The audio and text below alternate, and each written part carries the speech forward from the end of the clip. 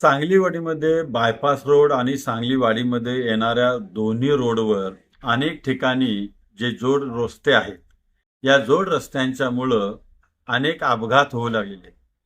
जसं की सांगलीवाडीचा नवीन ब्रिज आहे, तो पास केल्यानंतर कदमवाडी रोडला जाणारा रोडचा छेद आहे. या ठिकाणी तर अपघातामध्ये आत्तापर्यंत 2-4 लोकांचा मृत्यू झालेला आहे. त्यानंतर बघितलं तर हा नायरा पंपाजवळचा छेद आहे, की नायरा पंपातून येणाऱ्या गाड्या इथं अपघात होऊ शकतो, होतात. त्यानंतर बघितलं तर फल्ले मंगल कार्यालयाच्या ठिकाणचा प्रसंग आहे, इथं पण प्रॉब्लेम येतो. हा तातुगडे मळ्याच्या ठिकाणचा आहे, जे वाकरेकर मंगल कार्यालय झाले आहे. कार्यक्रमाच्या वेळेला अनेक रस्त्यामध्ये प्रॉब्लेम्स येत आहेत. त्यानंतर जर बघितलं तर हे लोकरे पेट्रोल पंपाच्या जवळचा प्रॉब्लेम आहे.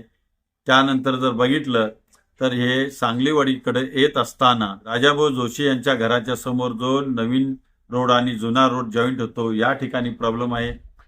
हायस्कूल सांगलीवाडीचं जे सौ लपा पाटील हायस्कूल आहे, त्या ठिकाणी पण प्रॉब्लेम आहे.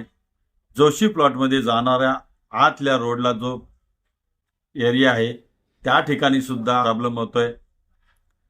पतंगराव कदम कॉलेज आहे, त्याला लागून एक दुसरा रोड आहे, तिथं सुद्धा गाड्या ज्या रस्ता क्रॉस करतात, तिथं सुद्धा अपघात होण्याच्या शक्यता आहे.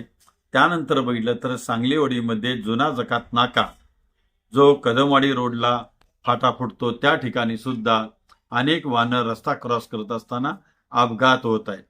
यासाठी आपण PWD सांगली आणि PWD नॅशनल हायवे या दोघांच्याच वेगवेगळा काही भाग आहे.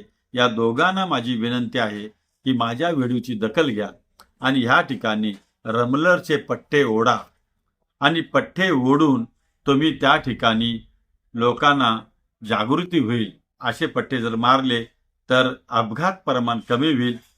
म्हणून मी या व्हिडिओच्या माध्यमातून आपल्याला विनंती करतोय की रमलर पट्टे या ठिकाणी ओढून मिळावेत, अशीच माझी सांगलीवाडीकरांच्या वतीनं आपणास विनंती आहे. धन्यवाद.